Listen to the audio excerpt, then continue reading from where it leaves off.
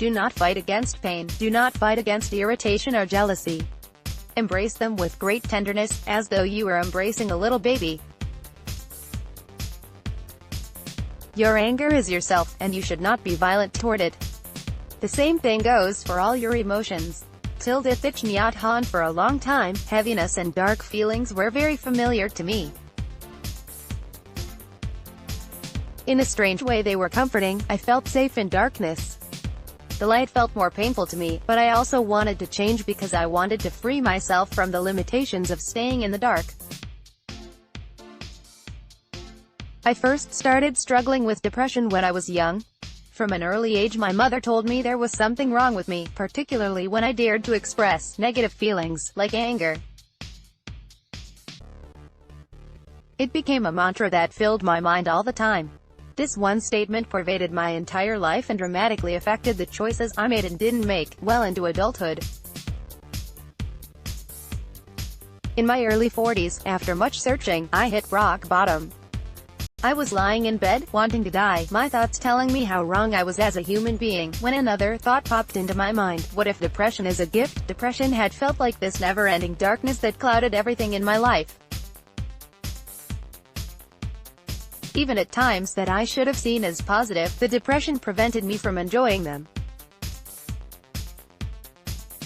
Depression was an old friend, one I not only tolerated but believed was the whole of who I was. I found my identity in feeling like a failure, and not moving forward meant that my identity was correct. I was confirming that this was who I was, until I understood that I was meant to be so much more than this depressed woman, sad, sorrowful, constantly grieving and frustrated. There had to be more to life. Instead of looking at what was wrong with myself, I started looking at the feelings that came up, noticing that my aversion to them was not only perpetuating them, but was affirming that I was not worthy of love, acceptance, or even acknowledgement. I could no longer fight who I was. I had to start looking at myself as a whole, including the pain and trauma. So I started to imagine that my repressed emotions were small children, and not just any small children, but orphans. They lived in a large orphanage, where nobody cared for them, and the only adults that came in to see them were mean, critical ones who would beat them if they showed anger or leave them to cry if they were sad. There were many children in there, cowering in their cribs, with no one to hold them or reassure them that they were safe. Some of my orphan children were shame and embarrassment. I'd felt these feelings many times in my life, and they'd prevented me from sharing my skills or even recognizing that I had any at all.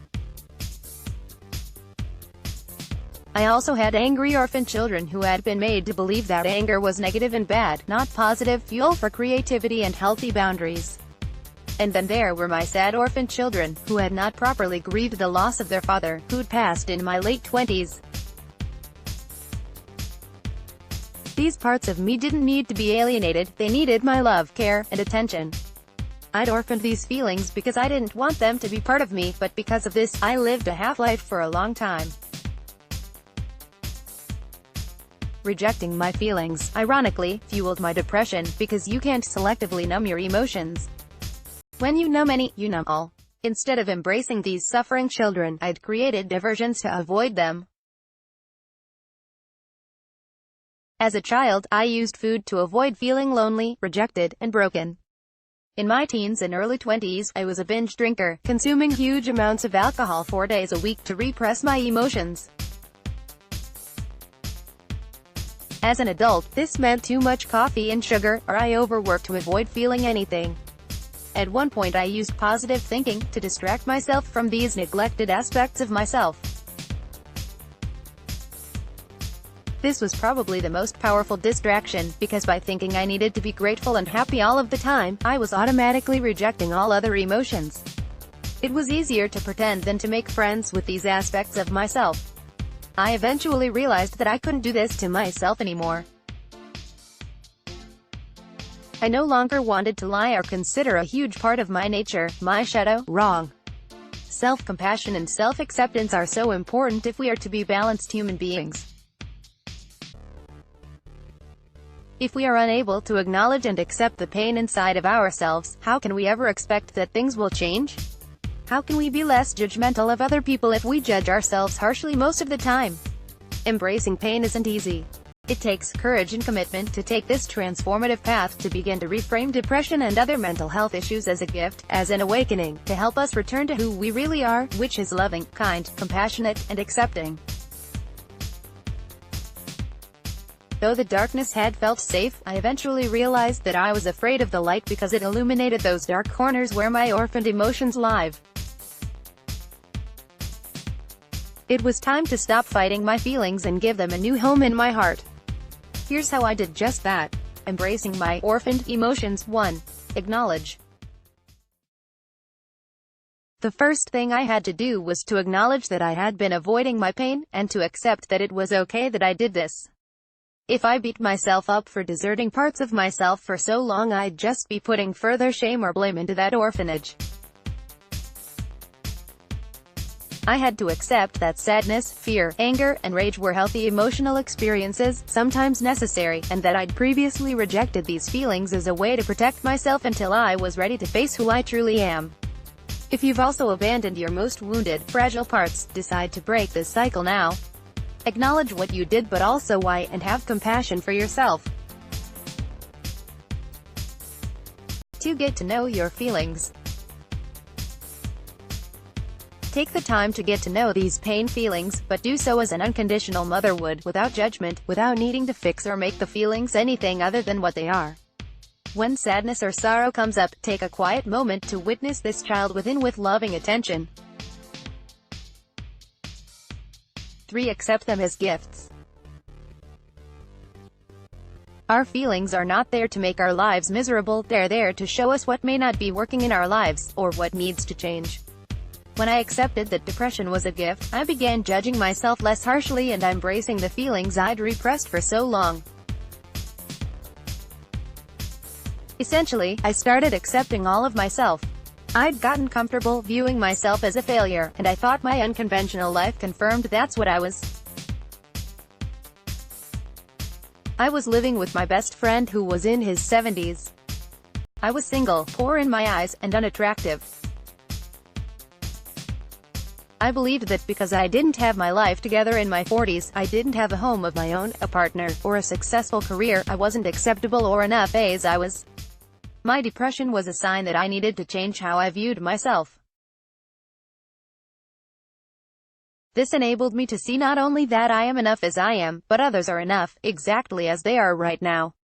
Instead of stuffing down your depression, anxiety, shame, loneliness, or whatever emotion you're tempted to resist, ask yourself, what message is it trying to send to me? What would I do differently in my life if I listened to this emotion instead of suppressing it? 4. Remember, it's not a race.